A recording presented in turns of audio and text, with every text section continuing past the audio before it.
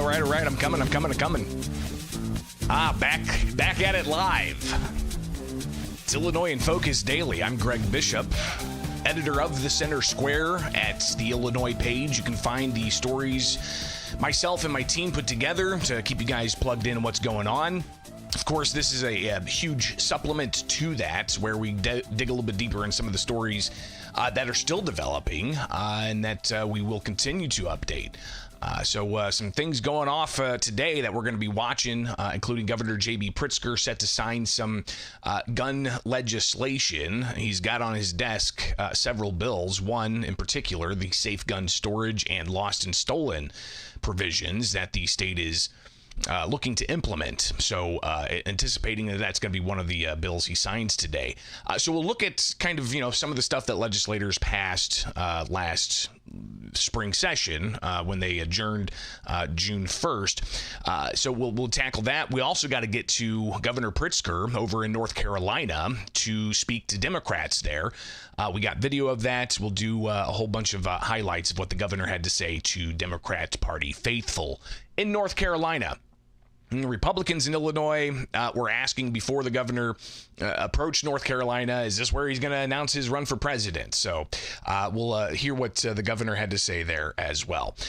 Plus, on Friday, you had the district court in the Northern District of Illinois dismiss the U.S. Department of Justice's lawsuit against the state of Illinois, Cook County, and the city of Chicago over sanctuary policies. We'll review a summary of what that ruling is all about and how the DOJ actually has now until August 22nd to amend their complaint against the state of Illinois. So those are the things we're going to tackle today. But I do want to address something really quick from last week. And some of you here now in the live chat, we are live. And give me a thumbs up if everything's coming through okay in the live chat. So some people saying, hey, it looks like YouTube's letting us go live. If you missed last week, Thursday, during the live show, Illinois in Focus was blazing through, going from segment to segment to segment. I'm here producing it by myself live.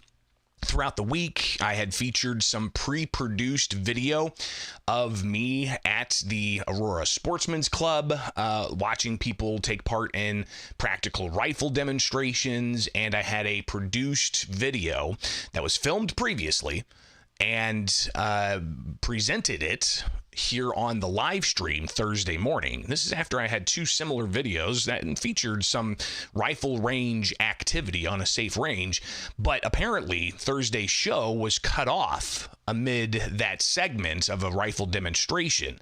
And then we found that the video was taken off the internet entirely. Thankfully, as I'm here with all of these monitors in front of me and all these tools, I'm recording segments separately, locally, so that I always at least have the segments available to upload later on. It's kind of the thinking there, but it's also redundancy is good when it comes to media capturing. So anyways, long story short, we were suspended apparently for a day from live streaming. So Friday's show wasn't live, but there is a show that you can go get, and just recorded it all the way through, and we uploaded the whole thing for the podcast as well.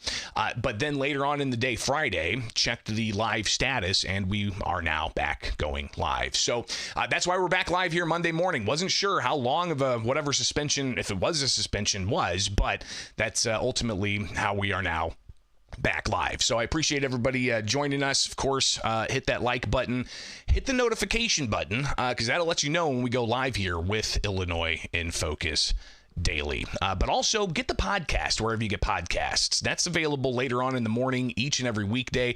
You also get the weekend edition with myself and Jim Talamonte. So we talk about all of these stories and more. So you can get all of that at thecentersquare.com.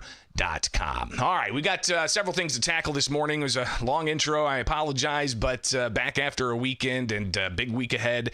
Oh, we got so much coming up on the calendar, too. Illinois State Fair is just around the corner. Holy cow. Plus, you got the question of possible special session to deal with transit and a whole bunch of other things that are going to impact Illinois taxpayers. So we'll be covering all of that and more as we progress forward. All right, it's Illinois in Focus Daily. Like, subscribe, hit that notification bell, and wake up with us each and every weekday morning as we bring you Illinois in Focus Daily.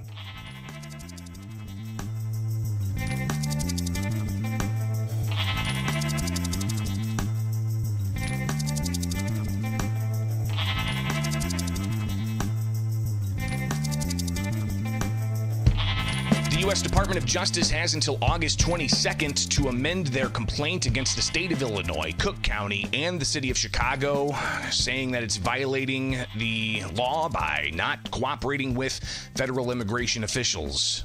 I'm Greg Bishop. This is Illinois in Focus Daily. I'm the editor of The Center Square, and you can go to thecentersquare.com to get stories impacting you in the state. And one story we've been tracking, we've got a development Friday late. You had the district court, a federal judge, essentially dismiss the Department of Justice's claim that the state of Illinois' migrant sanctuary policies are violating federal law. So the genesis of this is back in February when new U.S. Attorney General Pam Bondi was selected by President Donald Trump in his second non-consecutive term. One of her first actions was to sue the state of Illinois, the city of Chicago, and the county of Cook over the migrant sanctuary policies. So some highlights from the past arguments were essentially that the DOJ said the state of Illinois and Cook County and Chicago are impeding federal immigration officials, and they specifically sued J.B. Pritzker, Cook County Board President Tony Preckwinkle, I believe Tom Dart, the sheriff as well of Cook County, and Mayor Brandon Johnson. So they actually sued the individuals at the heads of these governments. And they said, again, the DOJ alleging in these court documents that the state's migrant sanctuary policies impede federal immigration officials from doing their job. And you've got the state, Cook County, and the sheriffs, and even the city of Chicago pushing back, saying that they're not the right people to sue. And they also don't have a responsibility to do this under the U.S. Constitution. And the 10th Amendment, they say, prohibits the federal government from commandeering state resources to conduct federal activities, and they can't be forced to enforce federal law. So that's the position of the state. It's not that they are not willing to cooperate. They say that the federal government cannot force the state to cooperate. So some summary points here. So the U.S. argued that sanctuary policies like Illinois' Way Forward Act, the Cook County Ordinance, and the city's Welcoming Ordinance interfere with federal immigration officials. The U.S. claims these policies cause difficult and dangerous efforts to rearrest non-citizens, endangering federal officers and others in the public, and it violates federal law. So they had several counts. One was preemption under the Supremacy Clause. Number 2 count was discrimination against federal government under the Intergovernmental Immunity Doctrine. And the 3rd count was unconstitutional regulation of the federal government. So again, the federal government said that they felt that the states and the city and the county ordinances were essentially impeding the federal government from being able to do their job. Now, the defendants, their motion to dismiss, they said that they didn't have standing. Cook County specifically argued that the U.S. lacked standing, claiming no concrete future injury was alleged.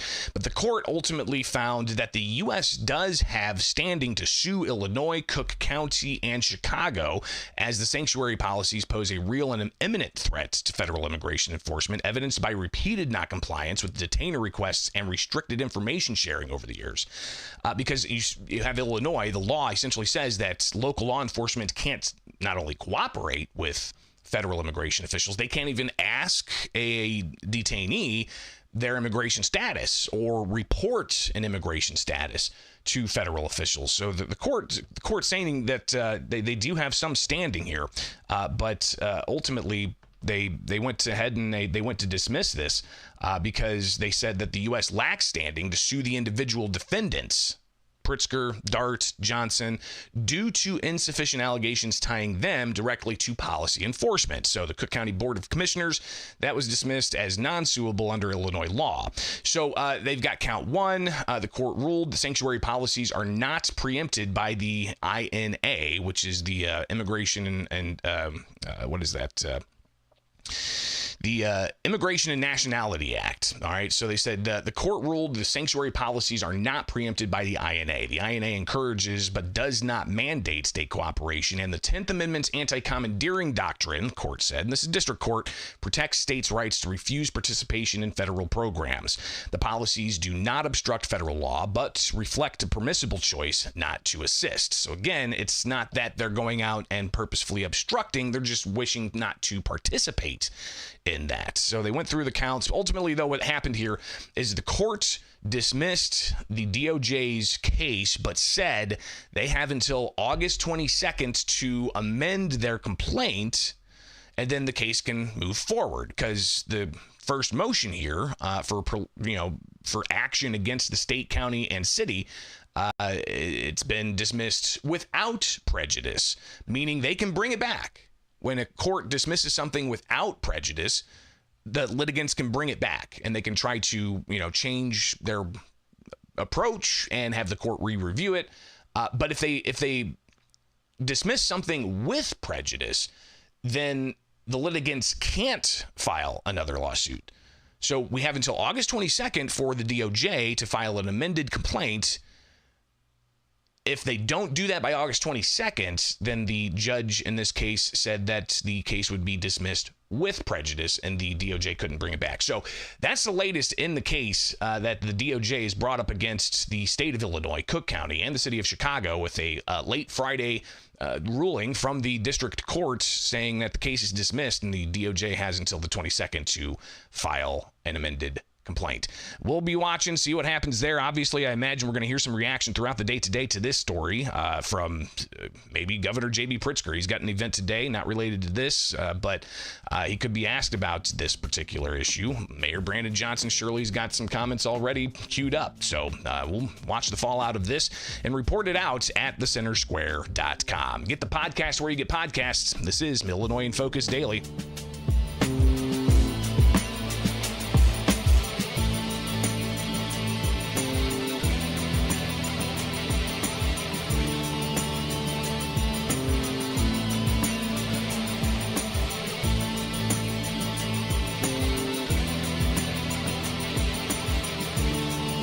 Safe gun storage was a bill that the Illinois legislature passed before they adjourned June 1st, and now it's expected that Governor J.B. Pritzker is taking today to sign that piece of legislation here in Illinois.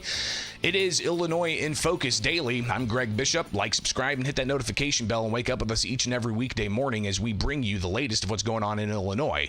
And we've been tracking a lot of what deals with the Second Amendment. Of course, we've got the gun ban that is in the appeals courts, with the state having to defend itself against a district judge ruling that said the law was unconstitutional, banning semi-automatic firearms across the board, with a variety of different other laws that were put into place with the Protect Illinois Communities Act, including the gun registry and bans on certain capacities of magazines.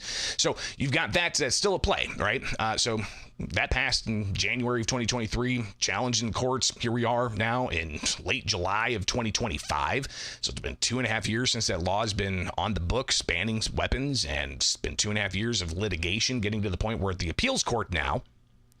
But September 22nd, the appeals court's going to have oral arguments in that case, so we'll be watching that. But before we get to the court outcome of that case, we've got more gun legislation that's going to become law, and one of them could be today, with Governor J.B. Pritzker set to hold a bill signing ceremony about gun safety legislation. You can just deduce here that Governor Pritzker is going to sign a measure to require safe gun storage. So let's flash back a little bit. During spring session, State Representative Maura Hirschauer brought the safe gun storage bill to committee before it passed the General Assembly and was landing on the governor's desk. To provide that it is unlawful for any person to store or leave a firearm if they know or reasonably should know that a minor is likely to gain access, and again, a minor is 18 and under in this bill, unless the firearm is secured by a device or a mechanism other than the firearm safety, designed to render it temporarily inoperable.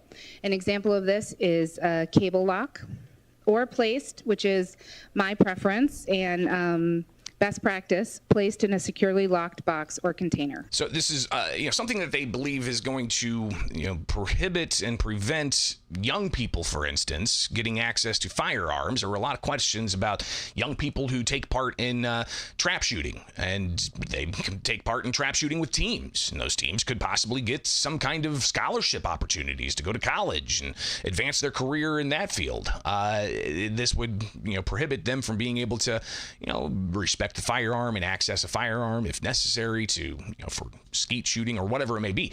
But ultimately it says you can't have the firearm out if there's a prohibited person in the area. Illinois State Rifle Association's Ed Sullivan pushed back on that idea. You have Hirschauer trying to correct what she says was a misinterpretation, and you've got Josh Witkowski from the Federation for Outdoor Resources also opposed to this, saying that this would violate constitutional precedents determined by the U.S. Supreme Court in previous cases. So here's that back and forth. So a prohibited person is someone that doesn't have a FOID card. Under Senate Bill 8, Amendment number 3, they did say that if you were otherwise eligible for a FOID card, then that does not apply to you. So what that tells me is don't invite Aunt Grandma or your grandma from Wisconsin to your facility, or a cousin or someone that lives out of state, because if they would gain access to your firearm, you would be in violation of this law. A prohibited person under this bill is a person who is not eligible to have a FOID card or not eligible to own a gun under federal law. I personally don't have a FOID card. That does not make me a prohibited person. I am eligible to apply and be granted a FOID card, or I'm eligible under federal law. So that was a misrepresentation. That you have a right to have a firearm accessible for the purposes of self-defense. It dealt specifically with a law that required the firearms to be locked up or inaccessible via trigger lock or cable lock, just as we are dealing with here. It stated that that firearm not being accessible for self-defense is a violation of Second Amendment rights. Now, if the governor does indeed sign the safe gun storage, also includes lost and stolen provisions, if he signs it, then you can expect there's going to be a lawsuit, and we'll see this tied up in the courts, like we are seeing the ban on semi-automatic firearms and magazines tied up in court. And could be an arduous, long process to get to some finality as to whether these types of laws requiring somebody to lock up their firearms under certain circumstances, as whether or not it's constitutional. So you've got that measure. Another measure that was passed by a Republican deals with a different type of reporting that ultimately, he says, is going to make schools more safe. Here's State Representative C.D. Davidsmeyer talking about his bill. I'm not sure if this is something that's going to be signed by the governor, but it is something that's on the governor's desk. This is a bill, HB 1316 is the bill that we discussed a couple weeks ago. And basically an event in my district, kid made a threat that he was going to hurt somebody with a gun. I don't know the exact phrasing of the threat, but a firearm threat was involved. The kid told the librarian. The librarian waited a little while to notify higher ups. and the parent was never notified. Neither parents were notified that the threat had happened. And so I think that in order, as a law-abiding gun owner, I look at this and I say, we have to do everything possible to keep gun violence from happening. And so this is a very simple common sense bill that says that if a threat is made, the teacher or staff that is notified must immediately notify the principal, and contact must be made with both sides, both guardians of both children, the one that made the threat as well as the individual who the threat was made on. And this is to ensure that the child does not have access to a firearm to do this, and it has to be. So, again, this measure passed. It's on the governor's desk. Could this also be part of a package of bills the governor's going to sign today? We'll see. But some bills that were talked about briefly at the State House but weren't advanced includes a couple from State Representative Bob Morgan. During spring session, Morgan had House Bill 33 to increase the fee from $2 to $10 for when someone transfers a firearm to someone else. This measure was discussed briefly in a House committee. Effectively, when you transfer your firearm, there's a fee. In 1992, we put into a fee for $2. That was the fee then. That is the fee now. We have not adjusted that for inflation, costs, et cetera. And one of the ideas here that I have Dave Feller here from Cook County Sheriff's Office, but one discussion that we've had is whether or not we can bring the resources necessary to really target the revocation of firearms for those whose FOID cards have been revoked. So Morgan pushing that measure to increase the fee for firearm transfers from $2 to $10, but that didn't advance. It's stuck in Rules Committee now. Another measure that Morgan had was House Bill 43 to create a task force to look into what it would take to require insurance for Illinois firearms owners. This is really an insurance concept that firearm ownership would require potentially insurance to possess a firearm. This would be like an insurance rider. We all have insurance in our home that you might have flooding insurance, which is kind of a rider on your underlying homeowner's insurance, or you might have cybersecurity insurance for a small business. However, if you look at the makeup of the committee, there's 2 slots for firearms advocacy groups, 2 slots for minority appointments. The rest of the committee ends up a very lopsided mix. So what does that mean for individuals who may have questions about the requirements to have insurance and whether or not that's constitutional? You have to have insurance to exercise your constitutional rights. I mean, that's essentially what the idea is. And there are some products out there that, could cost several $100s a year, and then you're guaranteed to have an attorney by your side, and that's more for like any legal consequences that may happen. But I think the insurance idea is more about any kind of liability there may be if, you are, or your firearm is used to harm somebody. So again, the insurance task force didn't pass. The increase of the firearm transfer fee did not pass. But what the governor could be signing today, I think most likely Senate Bill 8, and that is the safe gun storage and lost and stolen provisions. And we'll see what he has to say about that today when we're back with you tomorrow here with Illinois in Focus Daily. I'm Greg Bishop. Like, subscribe, hit that notification bell. Wake up with us each and every weekday morning as we bring you Illinois in Focus Daily, and get the headlines in your inbox at thecentersquare.com. Click on newsletter. It's real easy. You can sign up and get the headlines every weekday morning. Wake up with us here for the live show where you can take part in the chat, and also you can get segments of the program and watch it live here on YouTube. Just subscribe to the Center Square.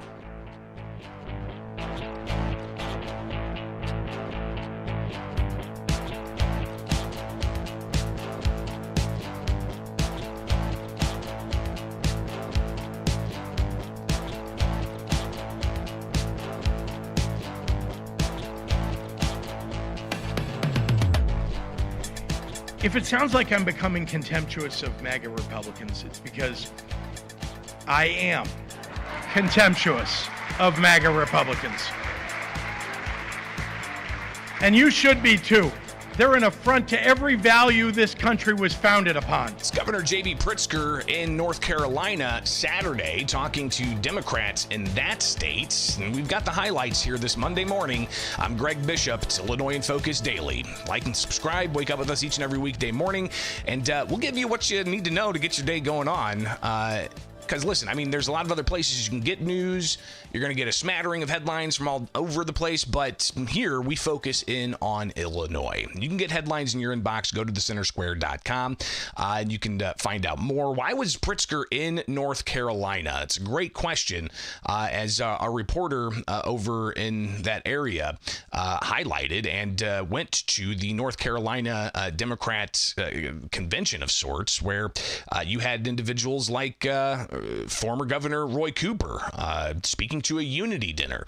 Our reporter Alan Wooten over there in North Carolina reporting out on Saturday that Cooper's seeking the U.S. Senate seat being vacated by Tom Tillis.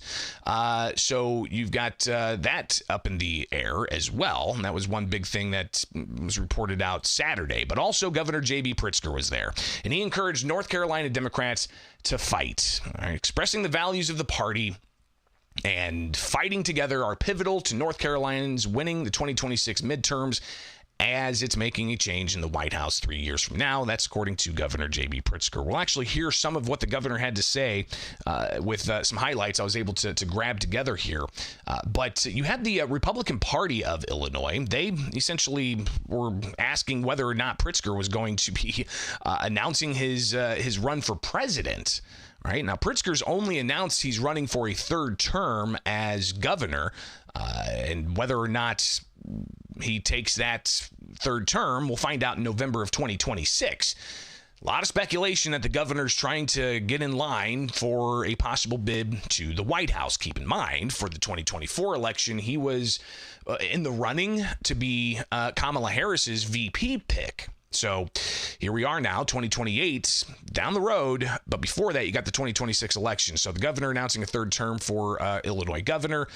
Could that be a stepping stone to possibly running for president? So the Illinois GOP put out this message. They said, will Pritzker finally announce his presidential bid this Saturday? And this was this past Saturday. He goes to the Tar Heel State for the state's annual unity dinner. Pritzker will use his prime speaking slot to try to woo North Carolina Democratic voters as he continues to pivot towards the 2028 Democrat primary. Pritzker is an old pro at this shtick, considering how he's attempted to become the leader of the Democrat Party for the last 3 years. See for yourself. The Republican Party of Illinois says first, Pritzker traveled to New Hampshire in 2022 to raise his profile and set up a future presidential run. Then Pritzker refused to quash rumors that he would leave Illinois to run for president when Democrats launched their soft coup against Joe Biden, according to Republicans there. Then, when Kamala Harris was announced as the Democrats' preferred choice, Pritzker launched a full-court press campaign to become her vice president. Then Pritzker again traveled to New Hampshire for the state's largest fundraising dinner, where he used his time to incite violence against Republicans. Now, Pritzker's jetting off to another key presidential state instead of leading Illinois here at home. Illinois chairman, GOP chairman Kathy Salvi said at J.B. Pritzker finally going to announce his campaign for president Saturday. He's already seeking his 15 minutes of fame with calls for violence by fighting against President Trump, driving working families out of our states, prioritizing illegal immigrants, and proving that he is the most extreme Democrat running. His unbridled ambition drives his agenda, and Illinois families deserve to know whether Pritzker's running for governor or if he's abandoning Illinois for a presidential campaign. Based upon this weekend's grandstanding, the answer is obvious. And again, that's the Illinois GOP chairman sending out that message before we heard what Pritzker had to say. And he talked about, he spent some time in Durham. He went to Duke, and he talked about how he has worked in politics in North Carolina for decades. But I put together an organization many years ago to help elect somebody here in North Carolina. I'm going to tell you about it in a second. And it was an organization that was focused on students, because students mean so much in the fight to restore freedom in this country. And he also talked about living in Durham for a bit, not really knowing many people. He was from Chicago, but he found himself working for what he said were the values of the Democratic Party. Now, I lived in Durham many years ago, and it was a true honor of my life to work for your legendary civil rights governor and U.S. Senator Terry Sanford.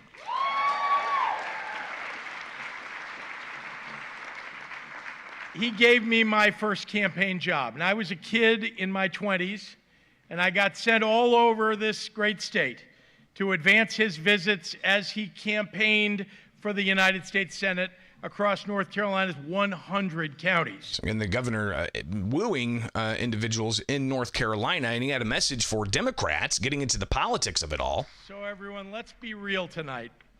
I think I speak for all of us when I say that there has never been a more stressful time to be a Democrat than right now. Am I right? You know what helps me? Talking to North Carolina Democrats. Because y'all, have a secret that those talking heads on CNN and MSNBC almost never talk about. Outside the presidential race, Democrats had a banner 2024 in North Carolina. You held the governor's office and the attorney general's office. You flipped the lieutenant governor's office. You smashed to pieces the Republican supermajority in the state legislature. So he's talking about how the Democrats in North Carolina made some gains, and continued on to talk about what the future of the Democrat Party is going to be, according to Illinois Governor J.B. Pritzker speaking to North Carolina Democrats Saturday. Now, there are those who say that the Democratic Party has no future. But I've been around politics long enough to have heard the pundits declare each political party dead on the table at one point or another. When John Kerry lost to George Bush in 2004, the talking heads told us that the Democratic coalition had crumbled. When Barack Obama beat John McCain in 2008, a screaming headline asked, "Is the Republican Party over?" When Democrats lost the Senate in 2014 and the presidency in 2016, they said we were a party lost at sea.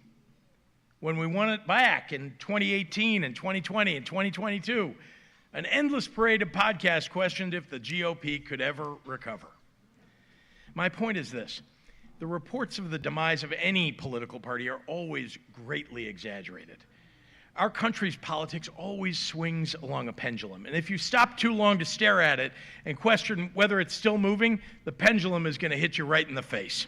So Pritzker talking about the pendulum swinging back and forth and how he believes that the Democrats are going to come back, but he says to do so, we need to, according to him, to the Democrats, the party needs to stop listening to commentators and reading critical books and apologizing when he says they're not wrong. I'm done with the books and the op-eds, the resurrected ghosts of past Democratic campaigns, the Substacks, the tortured monologues on social media and TV, dissecting what went wrong and who's to blame for it.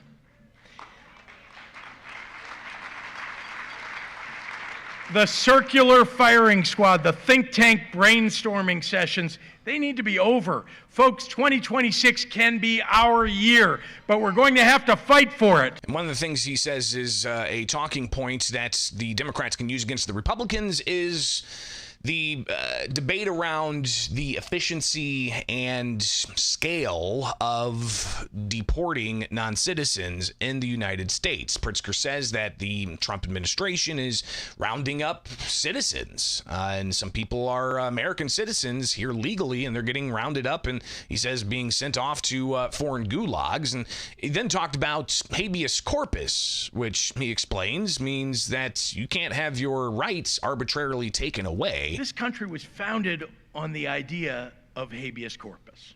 It's a fancy legal term that, in plain words, means no government has a right to arbitrarily take your freedom away from you. Preserving habeas corpus is not some fever dream of the left wing. It's a fundamental concept of justice, one that people have fought and died for centuries, quite frankly. Habeas corpus is almost from antiquity. I don't even know when antiquity actually is, but maybe anyway. So habeas corpus, he says, is about saying governments can't arbitrarily take your freedom. And others may point to some laws that are currently being challenged in Illinois courts about whether or not somebody's rights can be arbitrarily taken away, like their Second Amendment rights, right? Either having a FOID card revoked, firearm owner ID card revoked or suspended without actually having a process. The red flag laws, some people say, violates that due process. Anyways, just saying, there's a lot of talk on both sides about these issues of due process and habeas corpus, but there's arguments coming from both sides about how it's being implemented by either executive, Republican or Democratic executive. But he obviously has a lot of criticism for Trump. It's not a surprise coming from Governor J.B. Pritzker. It's the authoritarian playbook our founders feared, and it's happening right now. CBS wanted to get its merger approved, and they knew acceding to Trump's corrupt instincts would help get it done. So they paid Trump $16 million and fired Stephen Colbert. Well, at least we still have South Park. Have you guys seen the latest South Park? I'm a big South Park fan. Just gonna leave that there. But oh boy, that latest episode. Again, just gonna leave that there. Maybe I do some personal commentary on my personal page about the South Park episode. But anyways, here is more of J.B. Pritzker saying, hey, at least we have South Park, but he wants a different late night comedy group to come back to the airwaves, even though they're still on, but not for too much longer. But I say bring back Stephen Colbert. So the governor having some moments with some relevant, cultural events that are going on. But he also said to Democrats in North Carolina, stop apologizing. It's time to stop apologizing when we're not wrong. It's time to stop surrendering when we need to fight. Our farmers don't deserve to be abandoned by a Congress unwilling to pass a farm bill because they don't want to feed hungry kids. Our small businesses don't deserve to be bankrupted by onerous tariffs. Our working class families don't deserve to lose health care coverage because MAGA Republicans want to give a massive tax cut to the wealthiest people in America. Yeah, the governor saying that he's tearing apart working class families and small businesses. Again, but you look at what the Republicans here in Illinois have been saying is that the high taxes in Illinois are hurting small businesses in Illinois, hurting investments in Illinois. That's an Illinois specific thing. That's not the federal government. So that's going to have to be a record that Governor J.B. Pritzker is going to have to respond to while he says he's bringing new businesses to Illinois. A lot of it's through tax incentives and, a variety of different types of policies that are carve-outs for certain industries like the electric vehicle industry, like battery manufacturers, like the EV space and the so-called Clean and Equitable Jobs Act policies. So the governor may say that, but that's not necessarily what's helping Main Street USA with energy prices going up because of what some of the grid operators say is in reliance on, quote, decarbonization efforts by state and federal policies. But you've also got the high taxes, high property taxes in the state of Illinois. These are things, Illinois policies impacting small businesses in Illinois, but just trying to give you both sides here. And then you get the statement from the governor saying that he's contemptuous of MAGA Republicans, Make America Great Republicans. If it sounds like I'm becoming contemptuous of MAGA Republicans, it's because I am contemptuous of MAGA Republicans. And you should be too.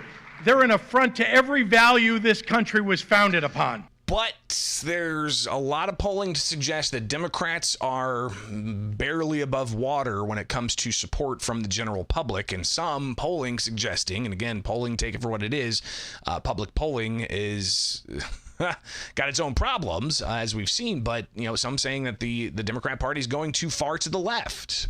So how that all translates into getting people out into the streets to vote and actually go to the polling place, not sure. But Pritzker says that he's confident Democrats are going to bounce back. We will emerge from this.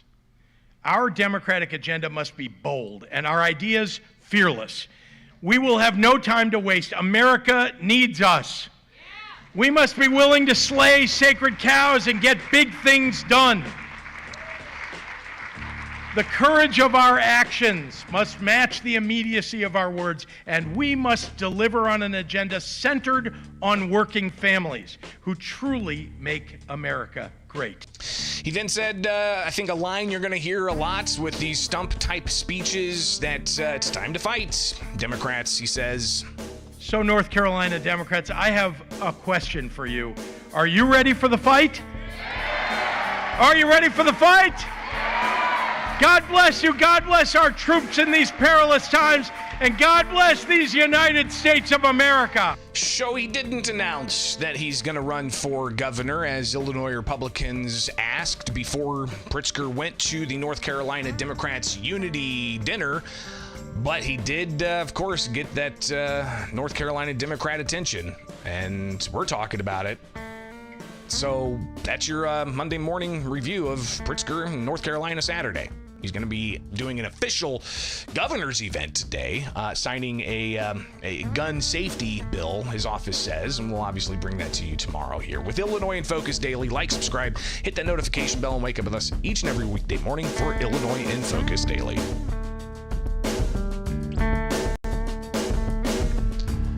Guys, that's all I got for you on this Monday morning. As I've said, we've got Governor J.B. Pritzker holding the news conference today for a bill signing. So we'll capture that and bring you the latest there. We'll also get some reaction to the federal government's lawsuit against the state of Illinois, Cook County, and Chicago of the dismissal until at least they file a amended complaint by August 22nd, and that's the challenge against the state's migrant sanctuary policies. We're going to have a lot to continue to cover, so stay with us, all right? Get the newsletter in your inbox. Go to thecentersquare.com. And also, if you've got, generous spirits, donate. We are funded by your donations moving forward here, and greatly appreciate you guys. We're a nonprofit newswire service just working to bring you guys the truth. All right, have a great day. Illinois in Focus Daily, I'm Greg Bishop.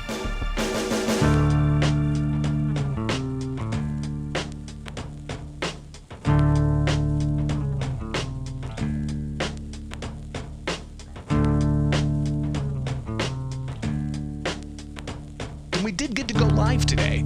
Just a one-day live suspension. All right.